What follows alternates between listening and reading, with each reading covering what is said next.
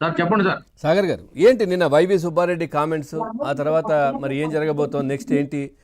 మరి చాలా కీలకమైనటువంటి డీటెయిల్స్ అయితే తీసుకుపోయిందట ఆయన దగ్గర నుంచి, డాక్యుమెంట్లు కావచ్చు, లేదంటే కాల్ డేటా, ఇవన్నీ కూడా.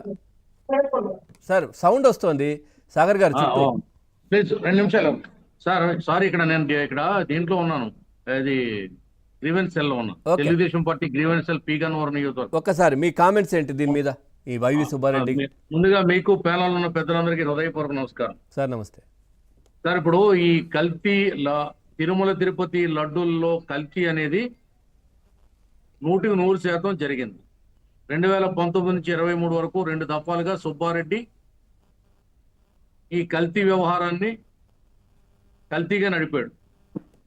దాని మీద ఎన్ని విమర్శలు వచ్చినా, ఎంతమంది అభ్యంతరం చెప్పినా కూడా నిర్విఘ్నంగా అదే ఎవరైతే ఉన్నారో ఆ కాంట్రాక్టర్లు వాళ్ళకే ఇచ్చి డబ్బులు దోచుకోవడం అనేది జరిగింది. ఖచ్చితంగా సుబ్బారెడ్డిని విచారించడం కరెక్టు. విచారించడమే కాదు, వీళ్ళని అందరినీ కూడా ఎఫ్ఐఆర్లో వీళ్ళ పేర్లు నమోదు చేసి అరెస్ట్ చేయాలి. నిజాలు నిగ్గు తేలాలి. అంటే దేవుడు ప్రసాదాన్ని కూడా కల్తీ చేసినటువంటి దౌర్భాగ్య పార్టీ ఏదన్నా ఉంది దేశంలో అంటే వైఎస్ఆర్సీపీ పార్టీ. తిరుమల తిరుపతి లడ్డు భారతీయ సంస్కృతికి సంప్రదాయానికి ఒక ప్రతీక. అమృతం ఎలా ఉంటుందో తెలియదు ఇక్కడ భక్తులకి, ప్రపంచంలో ఉన్న భక్తులకి. తిరుమల తిరుపతి లడ్డు అమృతం, భూలోక అమృతం, భూలోక వైకుంఠం. అటువంటి కొండలపైన, 7 కొండలపైన ఈ దొంగ రెడ్లు చేరి కల్తీ చేసి దేవుడి యొక్క సొమ్ముని కాజేసినటువంటి ఈ దుర్మార్గుల్ని విచారణతో వదిలేస్తే పోలేదు సార్. సుబ్బారెడ్డి అక్కడే కాదు, వైజాగ్లో దోచుకున్నాడు, భూములు దోచుకున్నాడు. హైదరాబాద్లో భూములు దోచాడు. తిరుపతిలో భూములు దోచాడు. ఎక్కడ చూసినా సుబ్బారెడ్డి దోపిడీ 5 ఏళ్లు యథేచ్ఛగా సాగింది. జగన్మోహన్ రెడ్డి చిన్నాన్నగా, బాబాయిగా చలామణి అవుతూ పార్టీలో నెంబర్ 2గా, నెంబర్ 3గా ఉంటూ 2 సార్లు వరుసగా తిరుమల తిరుపతి చైర్మన్ అయ్యి ఆ కొండలకు ఉన్నటువంటి గొప్పతనాన్ని, పవిత్రతను అతను గంగలో కలిపేశాడు. తిరుపతి వెళ్లే భక్తులు దారుణంగా హింసింపబడేవారు. కొండ కింద ప్లాట్ఫారాల మీద పడుకునేవారు వేలాది మంది భక్తులు. కొండపైన వాళ్ళకి సరైనటువంటి అకామిడేషన్ లేక, వాటర్ లేక, ఫుడ్ లేక, మంచినీళ్ళ బాటిల్ 120 రూపాయలకి అమ్మేవారు. అంతకంటే దారుణం ఎక్కడైనా చూసామండి? ఈవేళ చూడండి, ప్రసాద్ ఈ మధ్య వెళ్ళారో లేదో ఎవరైనా ప్యానల్లో ఉన్న పెద్దలు, నేను పోయాను, ఆ లడ్డు తింటుంటే ఆ నెయ్యి కానీ, స్మెల్ కానీ, ఫ్లేవర్ కానీ మళ్ళీ ఎప్పుడో 50 ఏళ్ల క్రితం తిన్నటువంటి ఆ పాత గుర్తులు గుర్తుకొస్తున్నాయి, పాత అనుభూతులు గుర్తుకొస్తున్నాయి.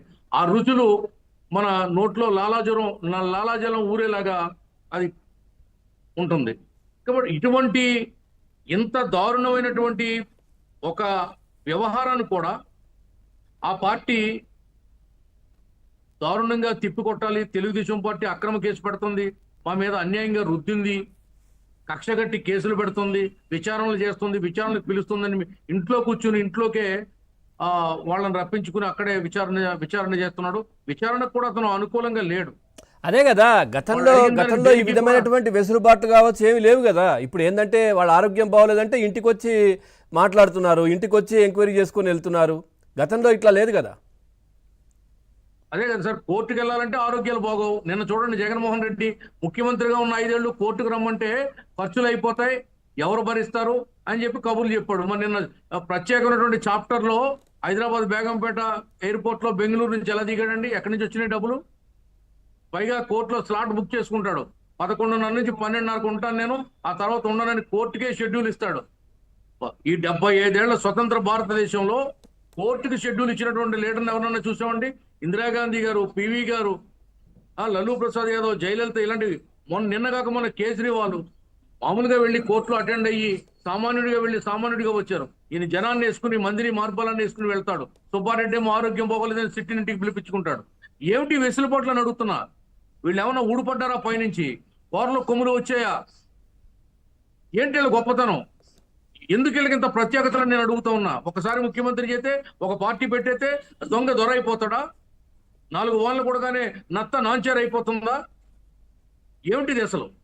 లేదు సార్, వ్యవస్థలు కళ్ళు తెరవాలి, వ్యవస్థలో Right. ఉన్నటువంటి లోపాలను Okay. సరిదిద్దుకోవాలి, వ్యవస్థల మీద ప్రజలకు విశ్వాసం కలిగేలాగా ఆ Right, sir. వ్యవస్థలు వ్యవహరించాలి. రైట్ సార్, రైట్ శ్రీరామ్ గారు, ఇక్కడ మనం చూస్తున్నాం కదా, నిన్న నిజంగా వీళ్ళు ఊరికి అంటుంటారు కదా, కక్ష సాధింపు చర్యలు ఇక్కడంతా ఇట్లాగే కనిపిస్తోంది, ఈ కూటమి ప్రభుత్వం ఈ విధంగా చేస్తోంది, రెడ్ బుక్ పాలన ఇవన్నీ చెప్తున్నారు కదా. మరి నిన్న వైవి సుబ్బారెడ్డి నివాసానికి వచ్చి ఆయన ఆరోగ్యం బాగోలేదంటే అక్కడ ఎంక్వైరీ చేసి పోవడం ఎట్లా చూస్తారు? నిజంగా అట్లా అనిపిస్తోందా?